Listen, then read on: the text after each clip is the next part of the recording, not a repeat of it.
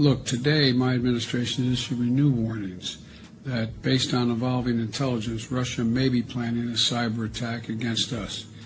And as I said, the magnitude of Russia's cyber capacity is fairly consequential, and it's coming. The federal government is doing its part to get ready, but under U.S. law, as you all remember, the private sector, all of you, largely decides the protections that you will or will not take. But I think it's more likely we're going to end up, if we end up in a war, a real shooting war with a major power, it's going to be as a consequence of a cyber breach of great consequence.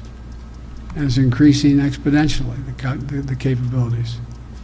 When I was with Mr. Putin, who has a real problem, he's sitting on top of an economy that has nuclear weapons and oil wells and nothing else. Nothing else. Their economy is, what, the 8th smallest in the world now? Largest in the world? He knows he's in real trouble, which makes him even more dangerous in my view. We all know, but still pay insufficient attention to the frightening scenario of a comprehensive cyber attack, which would bring to a complete halt to the power supply, transportation, hospital services, our society as a whole. The COVID-19 crisis would be seen in this respect as a small disturbance in comparison to a major cyber attack. To use the COVID-19 crisis as a timely opportunity to reflect on the lessons the cybersecurity community can draw and improve our preparedness for a potential cyber pandemic.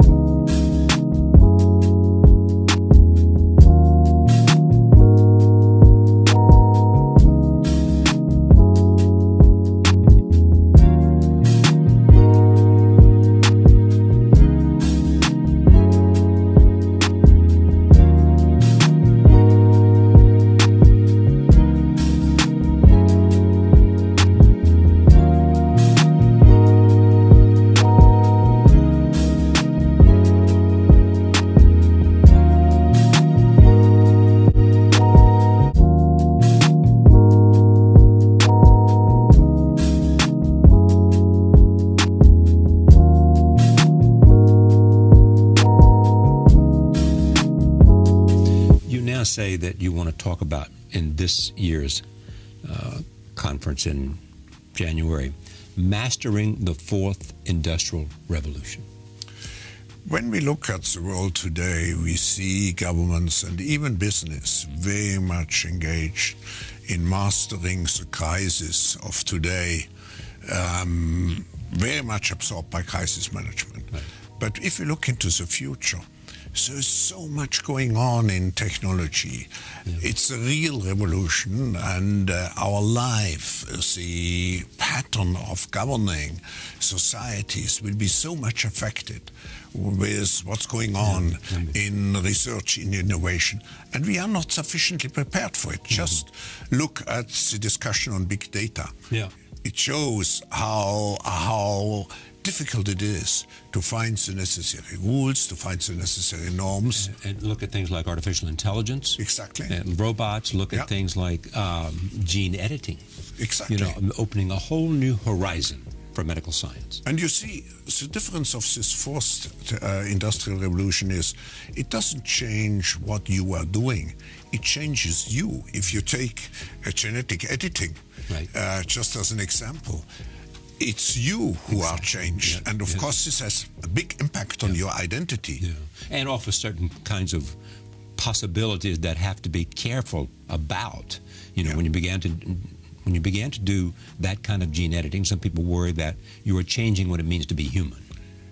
That's the problem. And of course, the new industrial revolution offers us many opportunities, but it raises manifold questions on the ethical, but even legal implications. And we have to be prepared for it. And that's what we want to do in Davos next year.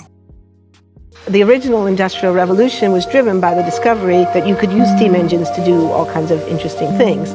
That was followed by additional revolutions for electricity and computers and communications technology. We're now in the early stages of the fourth industrial revolution, which is bringing together digital, physical, and biological systems.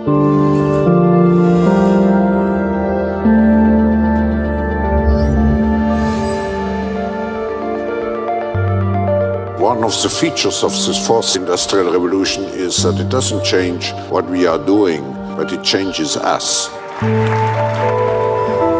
We need a different economic model that will allow us to meet the basic needs of every human on the planet, and that will be focused not on growth per se, but on maximizing human well-being. We have energy technologies that can power our civilization, but how do we get it and implement it at the scale we need at a price that people around the world can afford? If we're able to do something to transform cities, to make them more efficient, then the impact can be huge. We can use asset tracking, we can use IT, we can use 3D printing to decouple growth from the resource constraints we have. The question of adding quality to quantity, it's really about a diverse, safe, healthy, and just world with clean air, clean water, clean energy. Together we are fighting to preserve our fragile climate from irreversible damage and devastation of unthinkable proportions. The prediction of 5 million jobs lost by 2020 to technology is serious, but the main question is, how will we define work? How will we share the wealth? How can you have a doctor that really knows a lot about data? How can you have a biologist that knows about medicine? We have to create a space that enables people to think freely, to think divergent thoughts, to think creative thoughts. We really need a new education or new training. We're working with A World in Motion and First Robotics, trying to encourage students from third grade all the way up through the end of high school to pursue science, math, and different technologies. It's this ability of digital technology to change outcomes, to truly empower people that can create a more equitable growth. Fourth industrial revolution has the potential to make inequalities visible and to make them less acceptable in the future. I was the first person in the world to be able to voluntarily move my legs while stepping in a robot.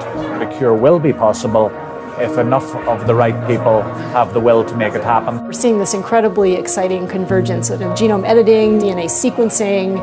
Governments have a very important role to play in enabling the safe and effective use of technologies. We need to take responsibility at every level of society to adapt to these technological challenges, which are redefining what it means to be completely embedded in this world. Even though we have everyday problems we have to solve, we have to find a way to lay the foundations for the innovations of tomorrow.